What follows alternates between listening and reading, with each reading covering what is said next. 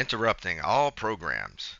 This is Radio Clash from Pirate Satellite, orbiting your living room, cashing in the Bill of Rights.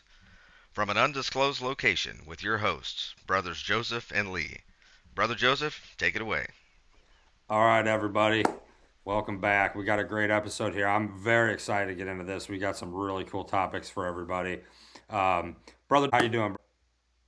I'm doing great, my friend. Just another day, another dollar. I'm looking forward to getting into these interesting and hopefully enlightening topics with you. Yeah, we'll see. We'll see what happens with this. I think with this podcast, we're going to be touched on some pretty out there topics. These three are definitely going to make a splash. So, with that I being hope said, so. let's jump in.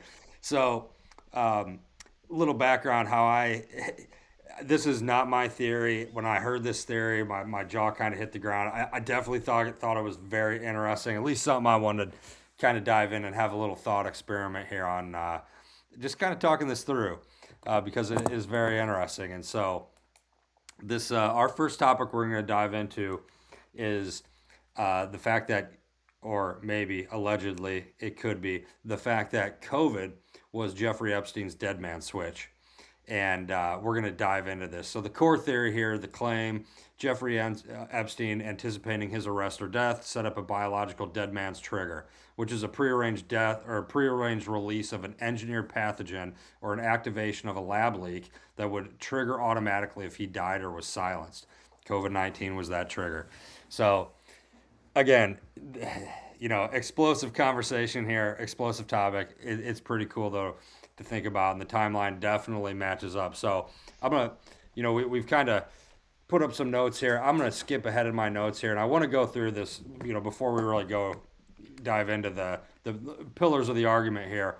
I want to talk about just the sequence of events, timeline. So we got 2008. Epstein is originally convicted, begins building even deeper science network from prison connections, which is a little odd. From 2013 to 2019, his peak funding period and the Bill Gates relationship deepens. July 2019, Epstein's arrested on federal sex trafficking charges. August 10th, 2019, Epstein dies in custody, ruled a suicide, disputed by many. And October 2019, Event 201, pandemic simulation.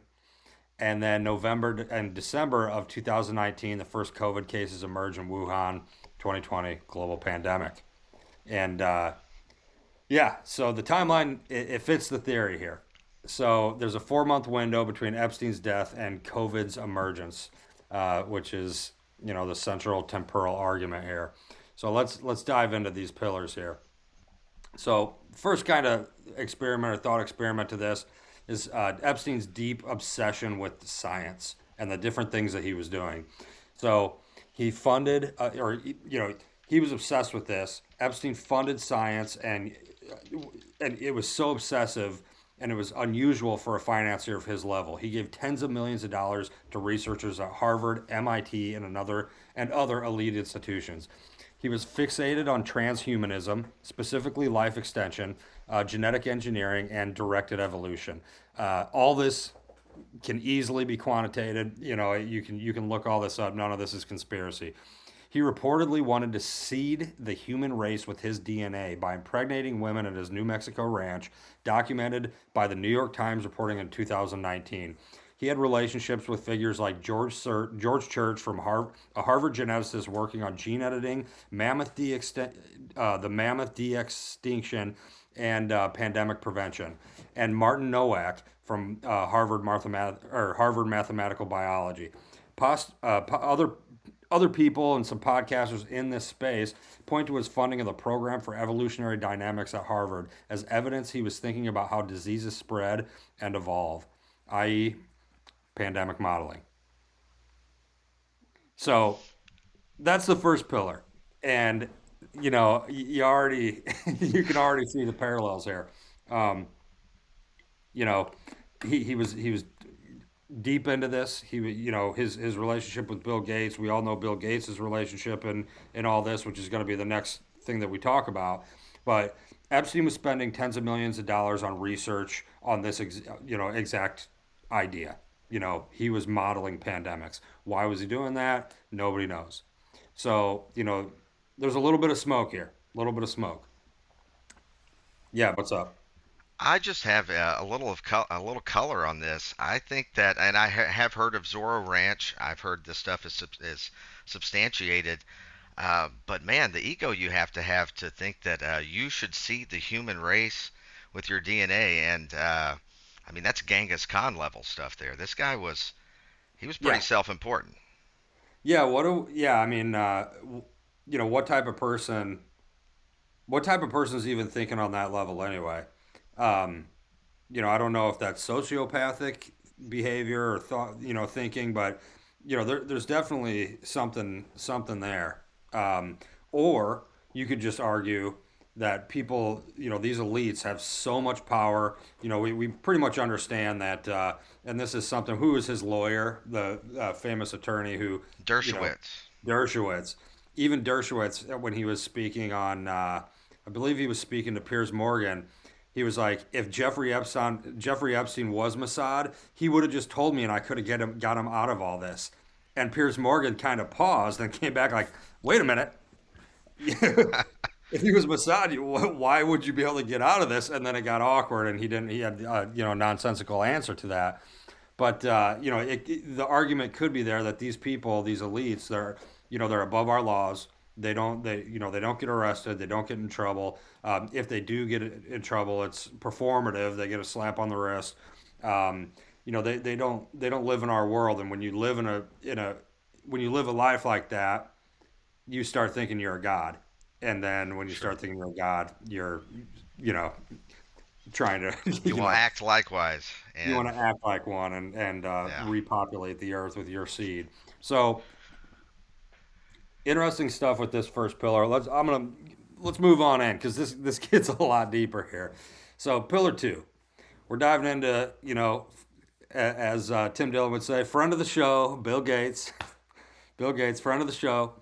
Um, we're going to dive into this. So this is the honestly the most heavily cited thread of all of this, and everybody knows that Bill Gates and Epstein were, you know, basically butt buddies. These guys are pretty much best friends. So Gates and Epstein had a documented relationship. Gates visited Epstein's Manhattan townhouse multiple times after Epstein's 2008 conviction. Gates later called it a mistake, but yeah, I mean, a mistake he made thousands of times. There's another thing I do want to mention here on top of Bill Gates, but Jeffrey Epstein was also one of the founders of the Clinton Foundation, I did not know that. and that's very well documented. Yeah, Jeffrey Epstein was one of the originators and founders of the Clinton uh, The Global Foundation. Initiative. Yeah, Clinton Global Initiative, exactly. So, both Bill Gates and Epstein were deeply involved in global health and virology infrastructure. Gates, through the Bill and Melinda Gates Foundation, one of the largest founders of vaccine development and pandemic preparedness globally. Gates gave a famous 2015 TED Talk warning the world that a pandemic was the greatest accidental threat years before COVID. Conspiracy circles call this foreknowledge. Yeah, I mean, pandemics happen. That I wouldn't say there's a lot of smoke with that last bullet point, but I don't know. It's coincidental, but not too much. To give Gates a little bit of credit there. Gates gave let's see. Gates was involved in Event 201 in October 2019, which was a John Hopkins and Gates Foundation pandemic simulation that modeled a coronavirus outbreak. COVID emerged a couple weeks later.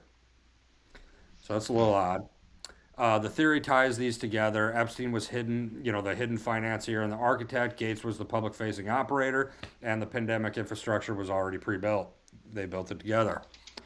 So, pillar three, let's keep diving in here. Epstein donated $6.5 million dollars to Harvard and had close access to the Harvard Medical School ecosystem. He funded MIT's Media Lab, and this was exposed in 2019 by Ronan Farrow. Director Joy Ito resigned over the concealed Epstein donations. Now, this theory points to Epstein's access to BSL level research environments through his academic network as potential vectors for either acquiring or developing pathogens. And at his at his New Mexico ranch, the Zorro Ranch is cited. It was reportedly designed with scientific lab infrastructure, though this is largely undocumented. So that's, if he had a lab at his place, I don't know if there's enough proof there, but we'd have to dive more and see some photos and all that. But it's very well known that Epstein was donating a lot to Harvard and was very tied into, um, again, more building of these, you know, viral diseases. Another weird pillar here. So, in documented conversations, according to the New York Times, in 2019, Epstein discussed cloning himself and creating a baby ranch using his DNA. He had conversations with scientists about genetic engineering of humans. The leap this theory makes is if Epstein was exploring genetic manipulation of humans, an engineered pathogen isn't a large conceptual jump, and his network gave him access to people who could build one. George Church, his associate that we mentioned earlier from Harvard, had been or has been at the forefront of CRISPR technology and synthetic biology, tools that in this theory could be used to engineer these novel pathogens. Um, Furthermore, RFK was on, well documented on video, saying that the COVID-19 virus um, was genetically modified or engineered to attack different, subgroups of humans, and it was actually not as viral for Chinese and Ashkenazi Jews, which Jeffrey Epstein was Ashkenazi Jew, and it was more viral and worse for blacks and Caucasians. And so, look, Epstein tying this all back into this being a dead man switch. Again, we talked about the timeline. We talked about um, his past work and all of this, and a lot of the everything that we've seen, everything that we've seen in the past 5 years, 6 years from all this, like Epstein has been in the forefront of the news for so long, and I understand that what he was doing with the children is um, just the absolute worst thing. But with that being said, I would not put it past somebody like this to have something in place where if you take me down, I'm taking you with me. And his one of his blackmail mechanisms was, if you take me down, I'm going to launch a pandemic across globally. And they took him down, and 4 months later, we've got the pandemic. Brother, what are your thoughts on all this? Well, I think to your earlier point about how he was so involved in other areas that the media glosses over, because obviously the most salacious thing you could ever do is abuse a child. Yeah, he should have been publicly executed. But I mean, he was involved in financing all of this stuff you're talking about with. When you said baby ranch, I had to laugh, because that's so insane. He had his Yeah. hands in so many different things. He knew everybody. If you look at the Epstein releases, I mean, how many people are wanting to, at the minimum, go party on his island? Um, I mean, this guy had a finger in everything. I think he even said on the finance level to, I believe, Peter Thiel, he may have said that he represented the Rothschilds. I mean, He this guy did. was connected. Yes, he did say that to Peter Thiel. Yep. And in fact, in Bill Clinton's deposition, he even said he was introduced to Ghislaine Maxwell from Lord Deanne Rothschild, who Dershowitz is said the same thing. exactly, and she's the CEO of Rothschild's organization and a Rothschild, obviously. Um, you know, there's just so many, everything he was tied into, just the global economics, geopolitical, issues, from everything from weapons and war to toppling empires. I mean, he brokered deals with Assad over in, what is that, Syria or Libya? Syria. with Assad, and then he was even working with Zelensky prior to this Ukraine war, and over there brokering deals between the United States with John McCain. What was this guy doing? Like who was he? What was he doing? And he obviously had an incredible amount of pull and power. And when we're talking real life Bond villain here, and interestingly enough, the last Bond movie was about a disease that they were creating that targeted certain people's genetics. It was literally Hmm. the exact. I mean, it's the exact story here. And Well, so, yeah, go ahead. well, I would just say, and it's so preposterous given his public background, what his cover story, I guess, what he was a school teacher, didn't even have a master's degree at, I believe, a boys prep school or something that was run by Bill Barr's father. Yep, But correct. how do you get from being more or less a failed school teacher to up into I don't know if he was at Goldman Sachs. He was at some of the big firms. I mean, I assume the guy was a great trader. I saw him interviewed with. I didn't see all of it, but Steve Bannon interviewed him, and boy, were they chummy. But They seem he to be very, he very knew what close. he was talking about. So I think the whole background with who this guy is, what his backstory is an op. So I agree. And look, so there's something interesting here about this where when he took that job, I believe it was Goldman Sachs, but I might be wrong about that. I'd have to fact check that. But he was put into in charge of a fund that would release money for um, covert military operations through the CIA. And so he basically was the trigger man the release, for the mechanism to release that information, or sorry, to release the funds for these, deals, Black dark budget. deals. Yes, and so if that were the case, and I believe I'm pretty certain that that has been substantiated, that that was his first role. And you think if they have that type of power, and they're releasing funds, they would be thrust into a situation where they have to go and meet both parties, network, make understand the deal, and then release the money where it needs to go, and have a deep understanding of how these deep deals are going. But then through networking, and then all of a sudden, let's just, I'm throwing out hypotheticals here, but let's say the CIA is trying to topple something and they need money. Well, he becomes chummy with both sides, and then someone from the other side says, "Okay, we're done with that deal, but hey, let me whisper in your ear." Okay, and now all of a sudden, this guy's spider web starts going all over, and he's all of a sudden just deeply tied into geopolitical, geoeconomical things everywhere. And because all of this stuff is dark network and illegal, he starts running, this child trafficking ring, which is, by way, like almost $1 trillion industry for these sick people out Yeah. there. And he's one of the people in the forefront for this. I'm not sure. Fuck, I would think Peter Thiel probably knew all about it, was involved. I don't know, um, but that's speculation. But just the fact that you know he just kept building this empire of all of these things and had all this knowledge of all these illegal doings from every government and all these extremely powerful billionaire elites. Um, you'd think he would have to create something, and I'm going to steal this from Anthony Weiner's laptop, but he needed an insurance file.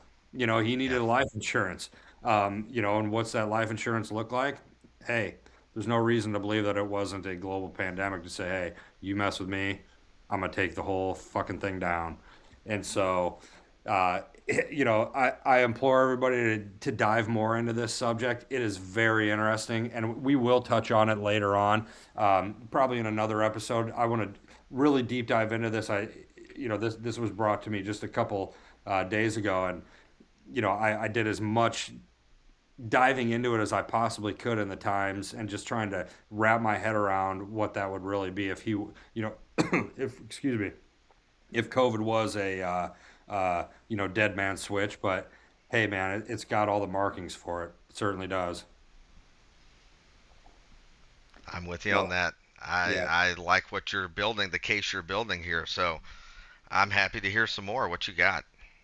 Yeah, we'll dive more back. We'll dive into that later on for everybody, and we've got a lot of really cool ideas and thoughts, and just topics for this show. So I don't want to spend too much more time on that. We did mention Peter Thiel a little bit. We talked, Peter Thiel, famously owns Palantir. Um, that's our next topic, brother. Dive in. That will be mine. Yeah, we're going to talk about the good old boys over at Palantir, your one-stop shop for mass surveillance and threat assessment. Yeah, no, this is an interesting uh, story here, and to your point, I didn't know everything that was to be known over the past few days as we were preparing for the show. I also dove in here a lot of stuff. I don't know if you're familiar with Whitney Webb. She's a great investigative journalist. I would definitely recommend her. I think she runs an operation called Unlimited Hangout, which is a play on Limited Hangout. But from Love some of it. the stuff, yeah, it's a great name. I even have a T-shirt because I do want to I do want to support her, and I think it's a cool name. It's kind of like redacted, um, but Yep. I'll jump into this, and I will stop at certain points as well, just to see what your thoughts are. I believe you've heard some of this stuff, but it really just opened my eyes to see um, how these networks operate. To your point, it's similar to Epstein. So I'll get into Palantir. So Palantir Technologies is an American software company that develops massive scale data integration and analytics platforms for government and commercial use. So first thing I thought, well, where did the name itself come from? And does that maybe shed light on what its mission is? So, a Palantir is an indestructible magical crystal ball from J.R.R. Tolkien's Lord of the Rings, and what it's used for is long distance communication and actually viewing events, whether they be far away or in the past or in the future. And they call them seeing stones. So, there's 7 of them. They're dark orbs, and they were created by the elves in the first age, according to this lore. But what they're used for is by the rulers of, it said Gondor and Arnor, to monitor their realms. So I wanted to focus on monitoring their realms because that's a pretty solid hint. But also, you know, they're used to view events in the future. So this company, Palantir, has been linked to projects involving and albeit abysmally inaccurate pre-crime software that has been deployed into places like Los Angeles, New Orleans, and Germany. Hello, Minority Report. Yeah, So, I was just thinking that Minority, 100%. Yep. and that movie didn't turn out too well. And this, I believe it was like maybe 99% of the time, just without any human intervention, it got facts wrong. It really wasn't great. Um, But I think not just the name. We want to grasp the genesis of the company itself, and we've got to understand an earlier government project, and this was called Total Information Awareness. So TIA was run by the Defense Advanced Research Projects Agency, known as DARPA, and that's a branch of the Department of Defense that works on military research. So Total Information Awareness was a post 9/11 Pentagon program that was led by Admiral John Poindexter, and it was intended to integrate surveillance data to detect terror threats naturally, but it was defunded by Congress in 2003 due to privacy concerns. Had you heard of that program, Brother Joseph? I have. Yes, I have. But you know, sh- share it for the listeners here. Well, I think that to understand the program, we ought to look at who is John Poindexter, who ran this. So Poindexter, he had some fame back in the 80s. He was the primary architect of the secret plan to sell weapons to Iran to secure the release of American hostages in Lebanon. And the way it worked, the proceeds from these sales were then illegally diverted to fund the Contras, who were right wing rebel groups in Nicaragua. This was known as the Iran Contra scandal. So he was National Security Advisor then, and he personally approved and directed many of the activities of his subordinate, the now infamous but regular Fox News contributor, Lieutenant Colonel Oliver Ollie North. So Poindexter testified in front of Congress that he never informed President Reagan about the diversion of the funds, and he claimed the move was intended to give the president plausible deniability. But in 1990, he was convicted for some of these crimes, but they were actually overturned. So some of the things he was convicted for initially was conspiracy to obstruct official inquiries and proceedings, obstruction of Congress by interfering with congressional investigations into those secret arms deals. He made misleading and untrue statements to lawmakers about the activities, destruction of records. He deleted, altered official documents to hide the trail of the illegal operations. But his convictions were overturned by an appeal court in 1991, and they said it was because of his Fifth Amendment rights that were supposedly violated because they used what they called tainted testimony. So just a little background there, and then we'll get back to it. But the way that Congress compelled Poindexter to testify in 87, they granted him what's called use immunity. And that just meant that the words that he used in his testimony to them couldn't be used against him in a future criminal trial. The court That's also nice. struck, That's a great deal. yeah. Well, and it, I wonder, like, I thought Congress had the power to subpoena people. It sounds like Yeah. they're giving him a sweetheart deal to Yeah. compel him to testify. I thought they could send him a subpoena. So Yeah.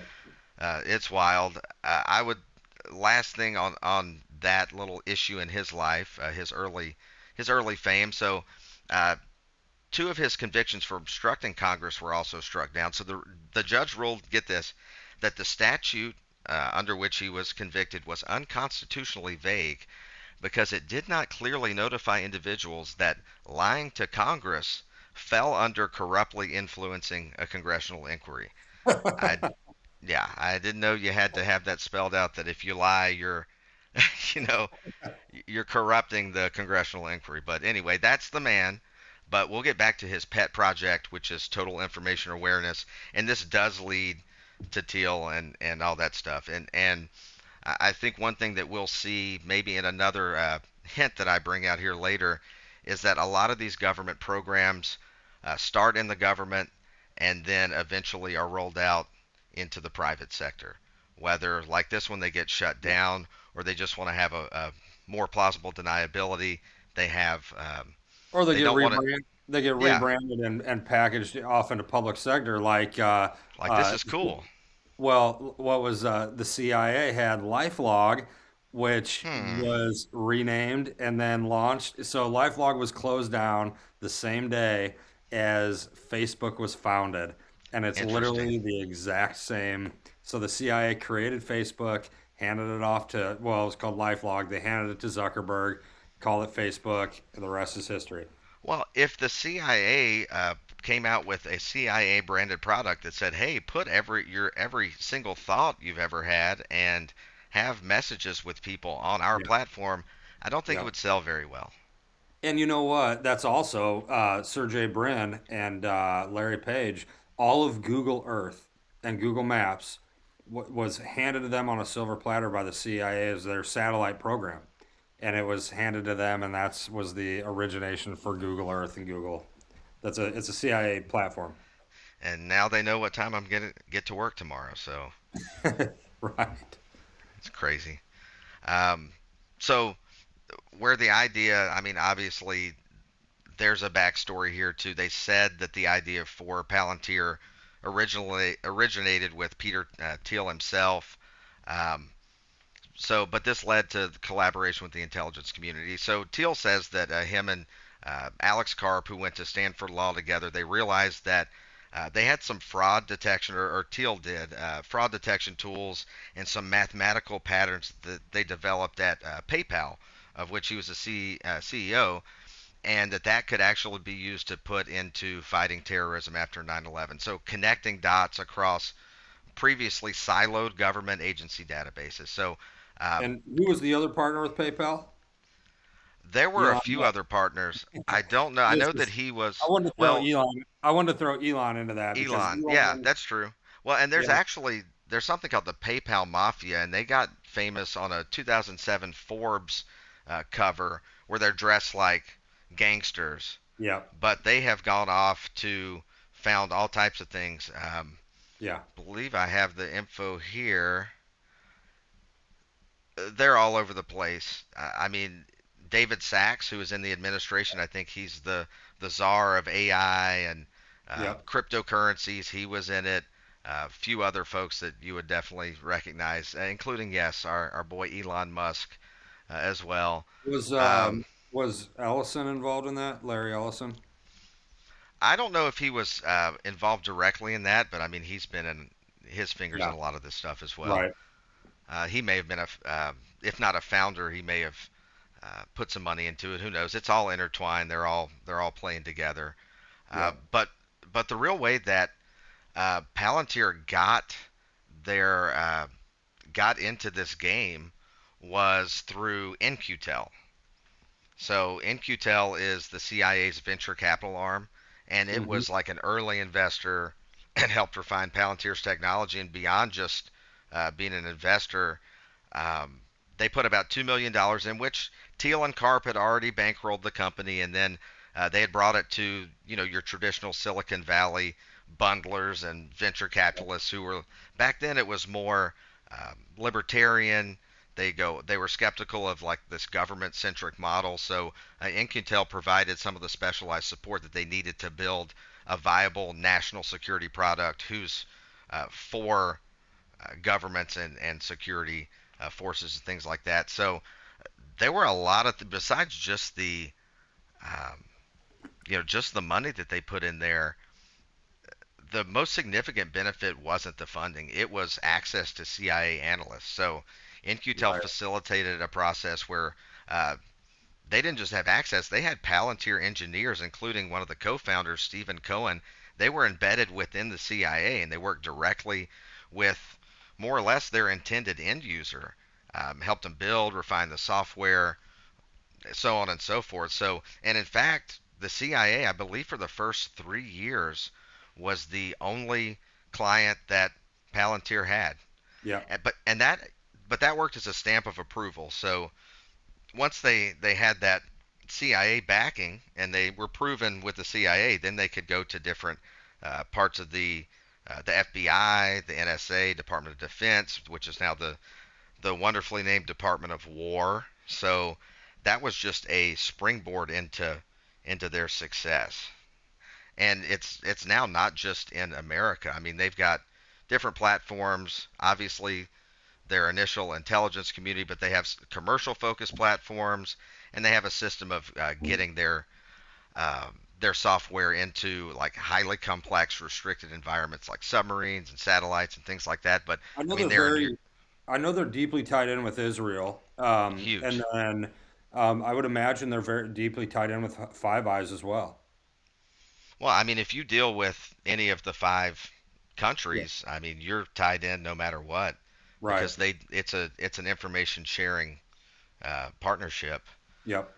I mean, they're the UK, Germany, France, Ukraine, a lot of stuff there. Apparently, they did quote most of the targeting for Kiev in its ongoing conflict with Russia. Netherlands, Greece, Spain, NATO. They do AI powered battlefield command systems. It's wild, and they do some corporate stuff. But yeah, to your point about Israel, they do work in the Middle East. They've worked with the UAE on a joint venture to transform the region and whatnot. But Israel is huge, so they are a key partner with the Israeli military for combat operations in Gaza and Lebanon. Um, so their expansion, it has obviously, you know how these wars have gone. It's drawn some criticism from human rights groups because of their targeting, and I really do want to focus on a couple things here with Israel specifically. So, uh, Peter Thiel was on record when confronted about, what's going on in Gaza, and he just said, "Hey, they are our friends. We defer to Israel when it comes to targeting." So there's no leash on these guys. They're using the Yep. Palantir technology to do anything and everything that they want. And so there's Peter allegations of Thiel, I kill mean, lists. Peter Yeah, Thiel. Sorry, I didn't mean to no, interrupt there, you're good. but is Peter Thiel Jewish? No, so he's German. He was born in Germany, and then him and his mom um, got their American citizenship like 20 when he was 20 or 11 or 12. So he's not Jewish. He says that he's a Christian. He has some very interesting views on Christianity. I mean, he's and the homosexual. and the So Antichrist. what'd you say? And the Antichrist. I know he's done a few um, panels, I suppose, or speeches about the Antichrist. He is obsessed with the Antichrist, Yes. but it's an Antichrist that he has built to be, what he wants the Antichrist to be. So he says that the Antichrist is actually going to come to power, possibly come to power, and unite the world over people's paranoia of AI. That we're going to unite the world to make sure that AI doesn't get out of control. And he even talks about, they're going to have this control grid and all this system, and people are like, hey, you are building the technology that the Antichrist will most likely use or build upon to have a worldwide control grid. I So, mean, I'm not going to get too off subject here, but no, a whole nother thought of AI is that look, like you've got God who created the natural world, and now humans are creating this all-powerful deity that is, you know, controlling the unnatural world. Could kind of be the Antichrist. AI could be the Antichrist. It's another way to look at it. And so you've got a guy who's, sleight of hand here, who's saying, well, what I'm building is not the Antichrist, and if you don't like it, you're you might feeding be the the Antichrist. Antichrist. Yeah. Yeah, I mean, Yeah. it's really slick what this guy's doing. Right. Um, yeah, it's wild. I did want to bring up a couple things. One thing that really struck me in looking into what they're doing in Israel, because I think most people now realize that I mean, don't get the IHRA anti-Semitism definition on me, but it looks like a genocide Yeah. what they're doing in Gaza, ethnic cleansing. So there's something called the system called Where's Daddy, and there are reports that detail the use of this system, which tracks targeted individuals and then it alerts military personnel when they enter their family homes, allowing for strikes that can result in the loss of entire families. Oh, That's, yeah, yeah. that's dark, dude. God. Yeah, that's dark. It is. Well, and I think where I'm going to probably end on Palantir, we all know that they're building what could be a panopticon system where you're always under surveillance. Hopefully, you just think you're under surveillance and act right. That's what they want you to do. It may have been Larry Ellison who said, um, you know, we'll get with this type of technology, we will get the citizenry to act right, to Mhm. behave like Right. good little Yeah. children, I guess. But Teal's wild, dude. So he says he's a libertarian, but he's skeptical about the compatibility of freedom and democracy, which seems. I mean, maybe democracy's not perfect, but he's associated with. It's a very tech-focused group. They call themselves the Dark Enlightenment, which sounds great. What they do is they want to accelerate technological development, even if it disrupts current societal norms, like everybody loses their job. And there's some interesting guys in that, and the way that they view the future governance structure is pretty wild. It is. I think I have it here. Uh, yeah, so they believe it's called a neo-cameralist structure, and under the model, the nation state functions exactly like a for-profit company. They have a CEO monarch who's an absolute ruler. Um, they have shareholders, which are kind of like the oligarchs. So Yeah. the power belongs to the subscribers or the owners of the corporation. And then the residents or the citizens are actually just known as customers. And Oh, citizenship, dude, it's wild. It's yeah. replaced by contractual relationships. It's kind of dark stuff. It reminds me. Have you seen the movie Network? Yeah. Yeah. When Yeah. he goes into the boardroom with that guy, the CEO, and he's like, "You have meddled with the primal forces of nature, Mr. Beale." You remember Yeah. that scene? Yeah. Oh, Oh, and it's wild. It's literally that cosmology that's expressed in that maybe 2 minute scene, which is great. I highly recommend you at least watch that scene, if not the whole movie. That's what these guys believe. It's pretty wild. so these are Um, these are our overlords here. and they're not shy about it. They're I mean, if you know where to look, and here's the deal, and this has been going back, they hide in plain sight because they know most people are busy with their jobs, their families. They're not going to take the time to do the deep research, and it doesn't even have to be deep some of the times. They put they put out different, I don't even know what to call it, maybe white papers and things like that for each other to read. And if you understand what they're talking about, you know what they're saying because they're saying it to each other, but Yep. they're putting it in publications that the little guy doesn't have the time to get To down and read dig into. or to digest or even understand how to fight, you know. I think everybody is just, Joe Schmo from Idaho. I think he's just trying to figure out how to put food on the table and how to feed his kids and how to take, get them to baseball practice and to dance class and all, they're focused on, just trying to live and, live the quote unquote American dream. Yeah, And these guys are over here, taking over the world and doing some very dark things. And so, you had done some, you'd sent me over some notes, and as I was looking through them, some of the things that really struck me as even more terrifying about, Peter Thiel and who he is, and some of these quotes that he has, and you sent these over to me, but one of the quotes is "humiliate your enemy and make them poor," or that's Carp. That's oh, the his. Barb said that. Hmm. Okay, Carp well, is even more terrifying than Thiel. Thiel's obsessed with the Antichrist and things. I don't know what Carp's religion is, but I mean, he was really secretive for like the first 20 years. He was the man behind the curtain, yeah. making all the moves, didn't want to get out. I mean, people called him literally batshit crazy. I mean, if you see this guy in interviews, he's jumping around. I don't know if he's on drugs, what drugs, can I have the drugs? They look great. I mean, this dude is he is Limitless a pill. he's a wingbat, dude. He's Yeah. crazy.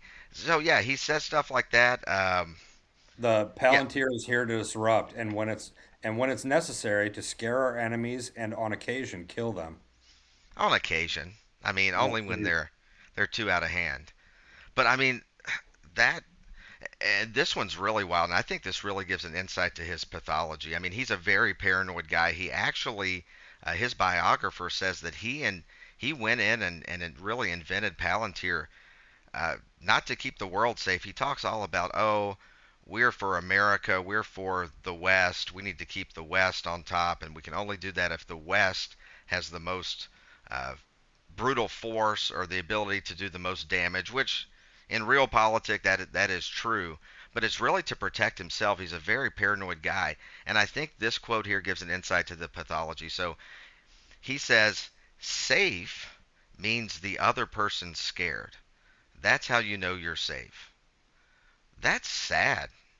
Like you can only feel safe if you think the other person, I assume his enemy, whoever that is is scared. But how do you live your life like that? That he's got to be, uh, he's got to not be well. I don't think, and I don't think he's been well. Well, he says he's neurodivergent, whatever that means. Um, I mean, so he threatens his enemies with humiliation, poverty, and death.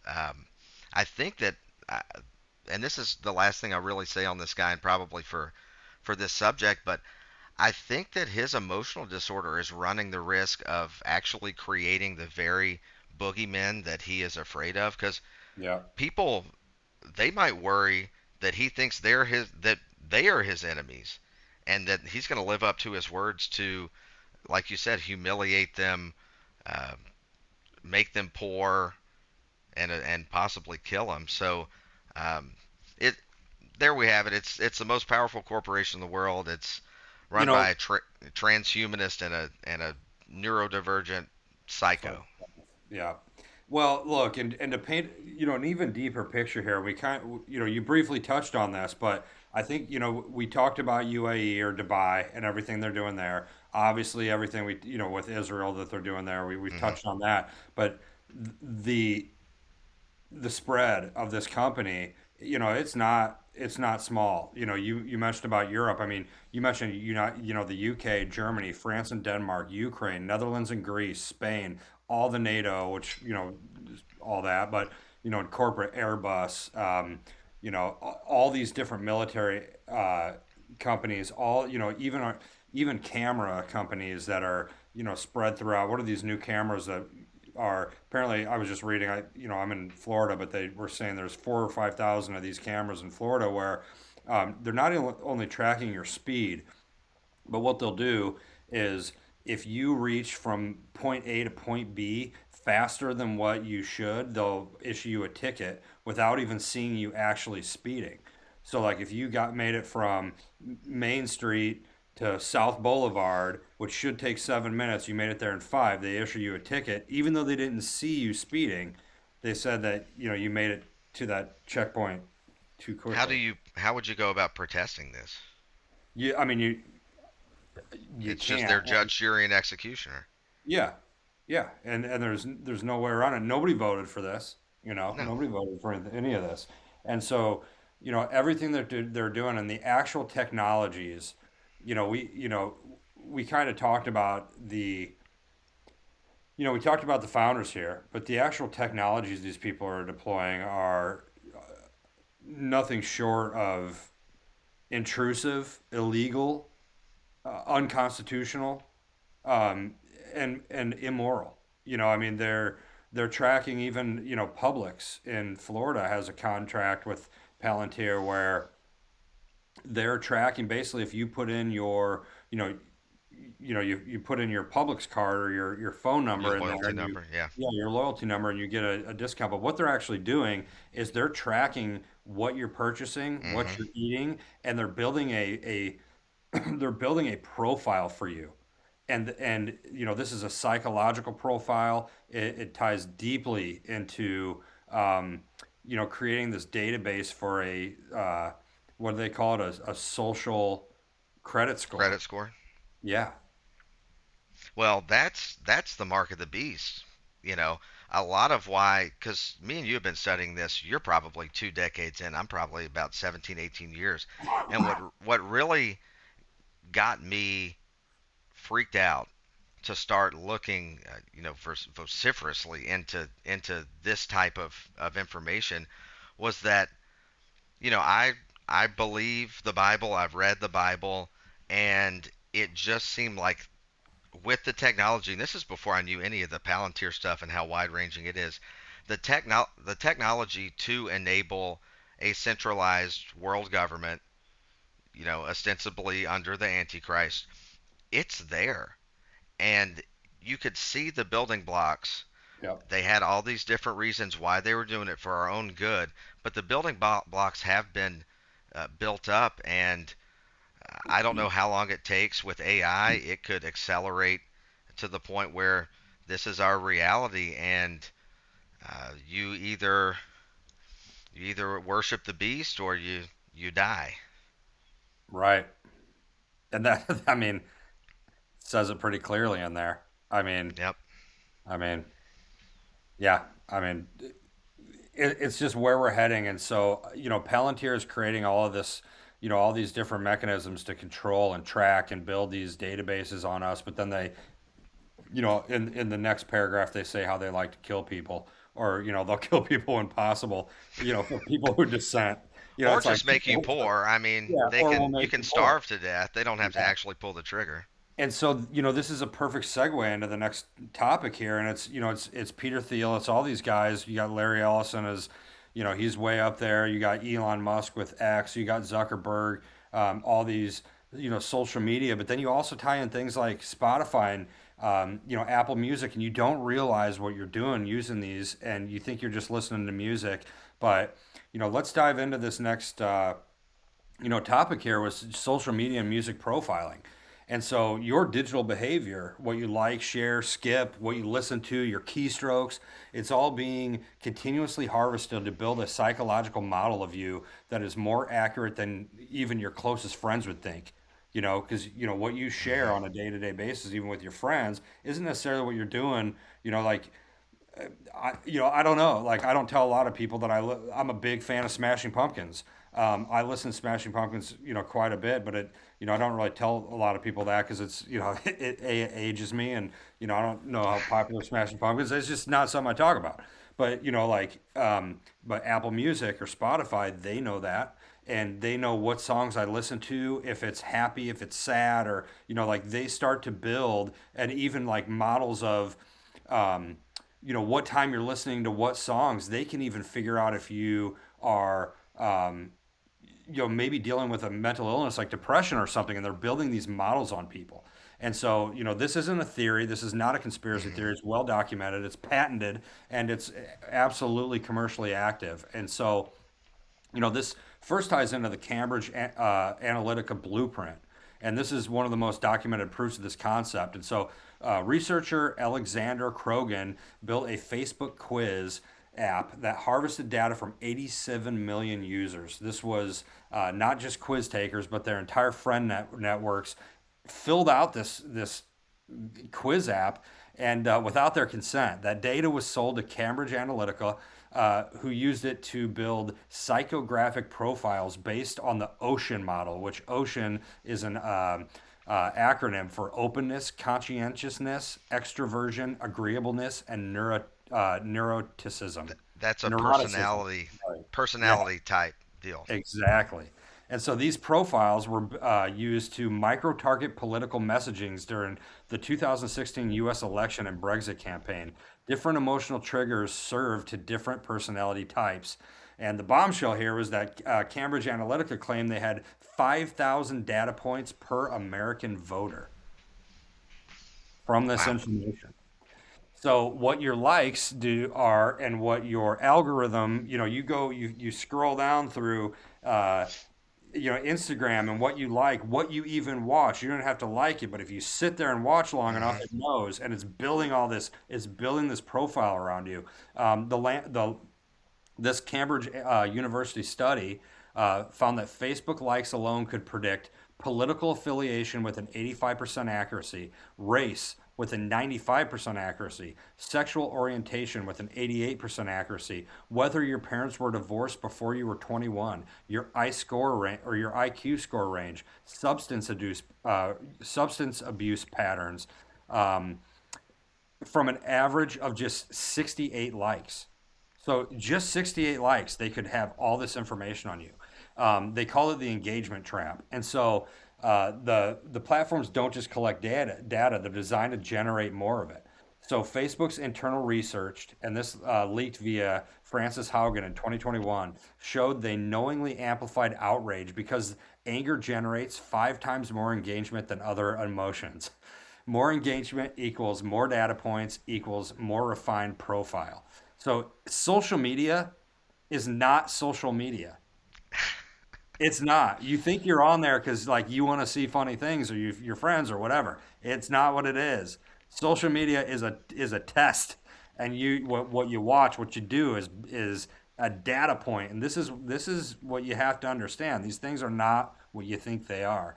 And so Instagram's own research showed it worsened body image in teenage girls, and they buried that information. The algorithm isn't showing you what you want; it's showing you what makes you compulsively stay.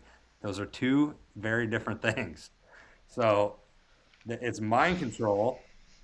It's pulling you in. It's draining. It is exhausting your dopamine. I mean, all of it. It's criminal what it really is. But I think to your point, it's also doing that so that it can control you for one, but so that it can. You think they had 5,000 data points on 68 likes? They probably have 500 million data points.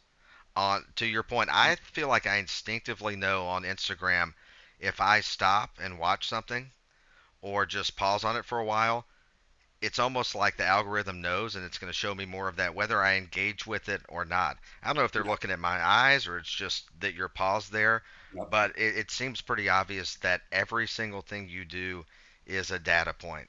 Yes. Yep. You know, and even scarier.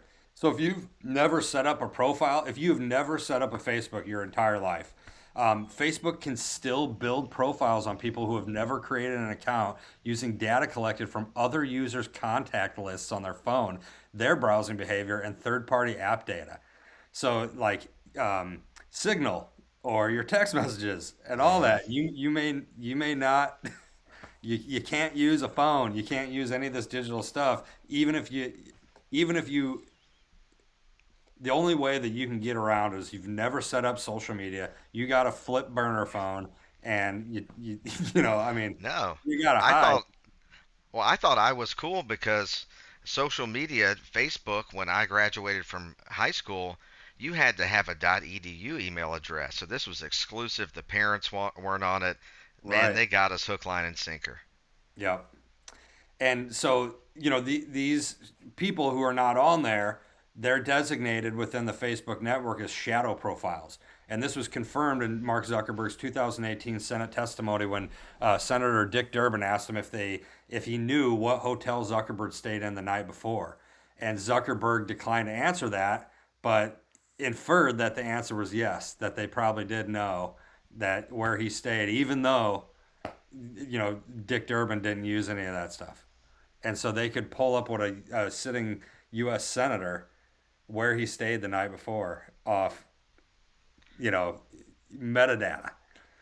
And so, and then you know, this goes even deeper into government access. So the NSA's PRISM program, which was revealed by Snowden and you know, Edward Snowden in 2013, gave direct backdoor access to servers at Google, Facebook, Apple, Microsoft, Twitter at the time, you know, you name it. Hmm. The FISA court allows secret warrants for social media data with almost zero public oversight. Over 99% of applications are approved. So they can look, you know, this was the same thing as Tucker Carlson, um, you know, having a Signal account and setting up an account which Signal was supposed to be encrypted where nobody Hmm. could see it. And he was having a conversation because he was going to do that Putin interview Yeah, at the Kremlin. And NSA reached out and said, well, we know you're doing this. And he's like, how? They're like, well, we're we the NSA. we're the NSA. We got into your Signal, and he's like, well, I thought Signal was encrypted, and they're like, yeah, no, sorry, Backdoors. yeah, idiot. You really thought, Yeah, what? You would yeah, think he would be smarter than that. I yeah. mean, I operate under the assumption, and I have gone too far already to just totally, you know, try to cover my tracks. Listen, Yeah. they know who I am, they Mm-hmm. know what I think, and what they do with that information is up to them. One We'll hundred see. percent. And look, like here's where this gets, you know, even more. And I had mentioned earlier, like the music. You know, music is powerful, man. Everybody likes music, and it, Hmm. you know, it affects people in different ways, and it's a very powerful thing. Um, and so, you know, what your music, you know, what music you listen to says a lot about who you are. And to prove that, and this is a very well known, you know, thing, and this is a very unreported angle here, but it's very fascinating. So Spotify, it's not a music. It's not a music. You know, you think it's for listening to Hmm. podcasts and music. It's not. It's a data machine.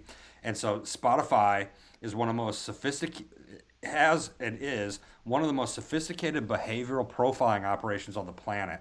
And it's just disguised as a music app. So the tracks you listen to, um, it, you know, it tracks not only what you play, but what you skip, what you replay, what you pause, and play at what time of the day. It knows your emotional state by time of day, by the time of the day, based on your playlist selection. Their taste profile algorithm, and this is all stuff that's pulled directly from, you know, this is not conspiratorial. This is real.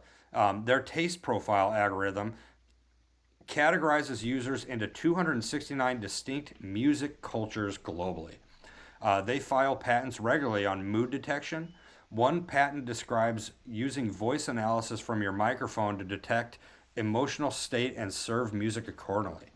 And so there's a group out there called Renfro and Gosling Research, and or sorry, they're two psychiatrists and a Hmm. psychologist. So Renfro is a psychologist, I believe Gosling is a psychiatrist, but they did research on this. And so psychologist Peter Renfro's landmark studies established that music preference is one of the strongest predictors of personality of any cultural marker. He identified five core music preference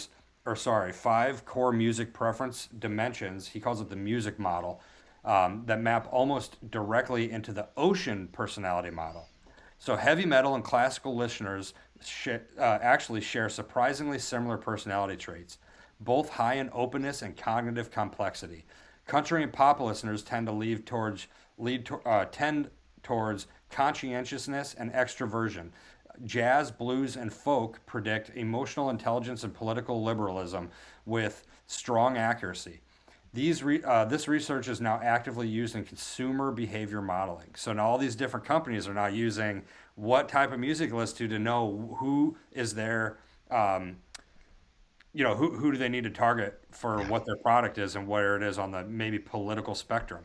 And so what your playlist actually reveals here, based on compiled research, your listening habits predict these follow things.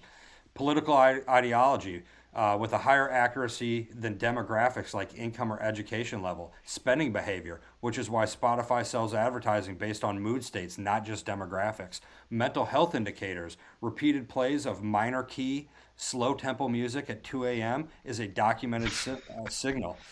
I would Success. imagine. Yeah, susceptibility to messaging.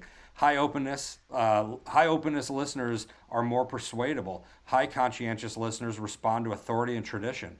Pandora, they're deeply in this. Their genome product, or their genome project. Pandora built the Music Genome Project. 450 musical attributes analyzed per song by human analysts.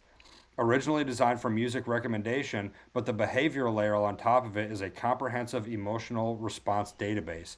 When mapped against demographics and behavior, it becomes a tool for understanding how different population segments emotionally respond to stimulus.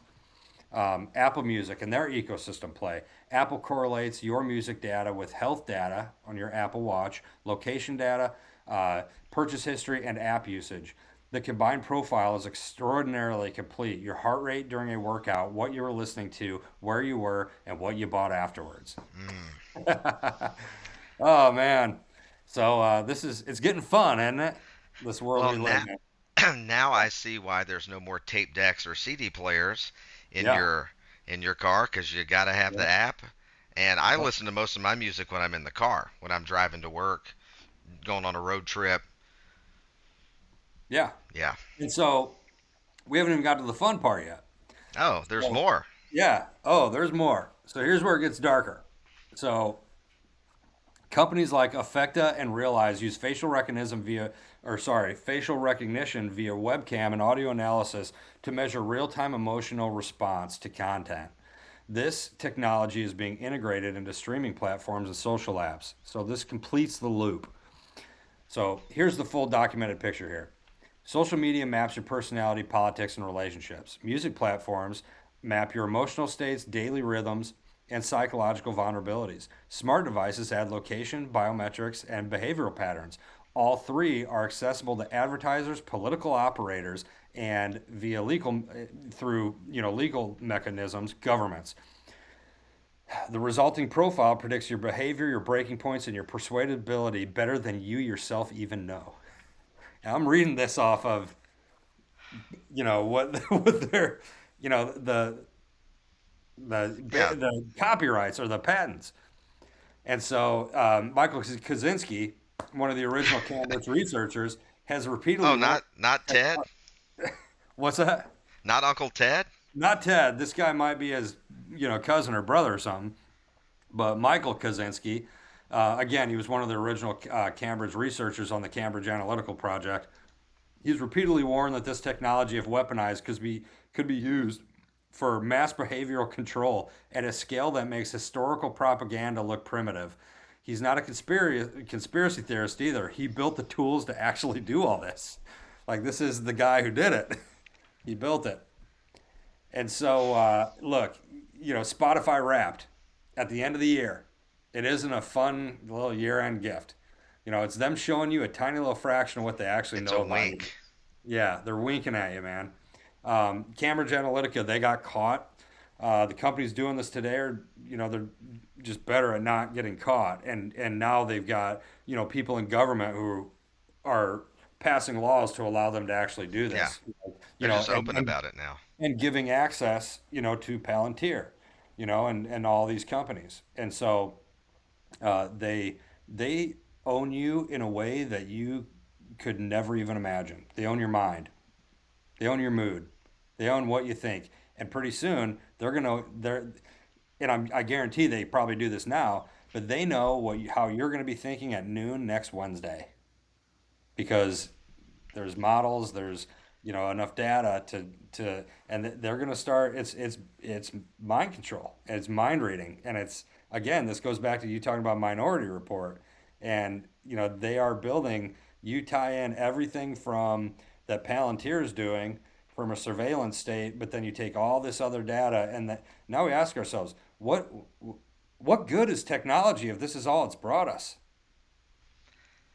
Yeah, the point of technology is to increase human efficiency, to help the economy, to make initially was to make the labor of one human exponentially more efficient, Yeah, to where one effective. person had to do less work, burn fewer calories to produce more real goods, and now it's turned into a control mechanism.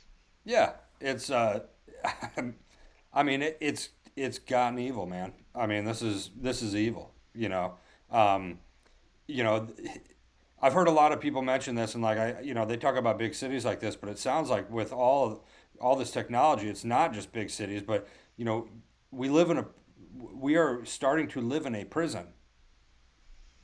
And it's the interesting thing of this prison is it has no walls. Free range prison. It's a free range prison. And they control it all. And like we talked in the first segment about Jeffrey Epstein, we briefly, talked about how these elites, they don't live by our rules. They don't follow our laws. And there's a whole nother conversation that we're going to have in maybe next episode about breakaway civilization and what that term means. And we're They've got leaning on moon that. bases on Mars. It's not just Alex that. Jones. It's not just that because it's happening here. But yeah, Alex Yeah. Jones, he talked about it. But something we are going to talk. I got two different topics I'm going to be mentioning on next week, and I'll give you a little taste of it. One is Elon Musk and what he's building, what he's actually building, what you think he's building, but what Yeah, he's really Starlink building. is And not a yeah, that's not for you. it's not for you. And the Boring Company and all these robots, you think they're sending to space? We're Ooh. going to talk about what they're really doing with them. Ah, I like Uh, it. Yep. And then, this is going to, tie into all this too, that, you don't realize it yet, but, they're slowly building this technological prison around us, and you're watching it being built firsthand, and you're allowing it, you're helping them, You're contributing to it, contributing to it. whether you And, know it or not. yep. Well, It's like, you sign, when you get on your Apple and Facebook and, they give you that 10-page waiver that you sign and you don't read it and you just hit accept. hmm And now, it's the like fine print. what happened with Disney? Disney, some lady, some lady told them not to serve her at a restaurant at Disney. Some lady asked them not to serve her something because she was allergic to it, and they didn't do it, and they gave it and they served it to her, and it made her really sick. She almost died, and she sued Disney, and Disney won because she had Disney Plus at home and signed it the agreement waiver for her Disney Plus at her home, like thousands of miles away, for her TV.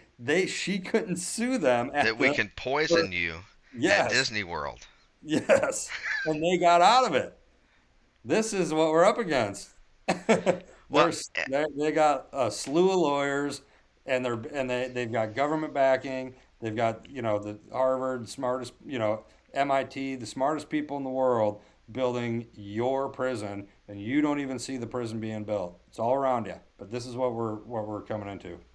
and it has been growing, and you and I have been at this trying to figure out what is going on for a long time. I would like to maybe because that's a black pill, my friend. I mean, that's dark. But I think that one thing in my own personal journey, this can send you into a deep depression, can make Yeah. you a paranoid schizophrenic. But one thing that, and I've never stopped digging. You don't. I don't think it makes sense to just look away and let it happen to you. You need to understand what's happening. But I think that you have to keep the faith.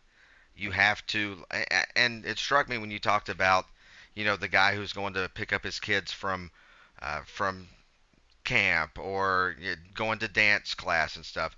That's the stuff that really matters, and we're all affected by that, by this in those endeavors. But these guys, they are trying to. And one thing about Teal, transhumanism, they are trying to outrun something that no man can outrun, and that's death. And Yeah. when you die, you're going to meet your Creator, and you're going to give an account for your life. And none of us are perfect, but I do think that my faith has actually grown in Yeah. understanding this stuff. There's Me too. actually, the Bible says there is freedom in Christ. And I think that that's the only real answer, because if you Yeah. look at this from just a purely materialistic lens, you might as well jump off a cliff tomorrow. But Yeah. that's not all there is. These people I think mean, it is, but it's not. man, it's present modern day Tower of Babel. Yep. Yep. And we know what happened there. And look, uh, to everybody listening, I know that this stuff is deep. It's scary, but get some fresh air and hug your Yep. loved ones. And you know, you know, we need you for the fight. You know, so keep your wits about you. It can be a little scary. You know, when you But when you but get in. knowledge is power. Knowledge is power. That's right. Well, everybody, thank you so much. I hope you enjoyed this episode. We will be back next week uh, with the next episode. Brother, I appreciate you being on. Great speaking with you. Yep. Head up, eyes open. Take care, That's everybody. right.